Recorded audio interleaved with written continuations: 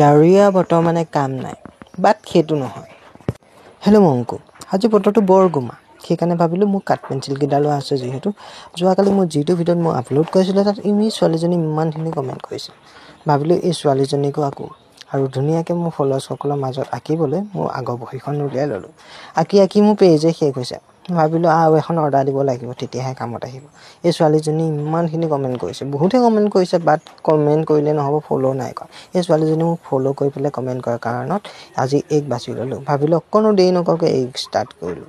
আৰু এই ছবিখনত অকণমান বিশেষকৈ যদি মন কৰে তেতিয়াহ'লে হাইলাইটটো বহুত বেছি, আৰু যিহেতু ৰ'দৰ পোহৰত উঠিছে ফটোখনত, তাৰ কাৰণে হাইলাইটটোত বহুত উঠিছে, আৰু সেইকাৰণে যিমান পাৰোঁ সিমানখিনি হাইলাইট দিবলৈ ট্ৰাই কৰিলোঁ। নাজানো কিমানখিনি পাৰফেক্ট কৰিব পাৰিছোঁ, আপোনালোকে কমেণ্ট কৰি ক'ব। লগতে যদি মোৰ এই ভিডিঅ'টো ভাল লাগিছে তেনেহ'লে মোক ফ'ল' কৰি ল'ব, আৰু নেক্সট কাক লাগে মোক কমেণ্ট কৰিবলৈ নাপাহৰিব। গতিকে কমেণ্ট কৰিলে নহ'ব, তুমি যাতে ফ'ল'টো কৰি পেলাই মোক লাইক এটাই কৰি দিয়া নেক্সট, তেতিয়াহে মই তোমাক আঁকিব পাৰিম। গতিকে বেয়া নাপাবা সকলোকে আঁকিব নোৱাৰা কাৰণত। তো ৱেইট কৰা, নেক্সট কোন কমেণ্ট কৰা।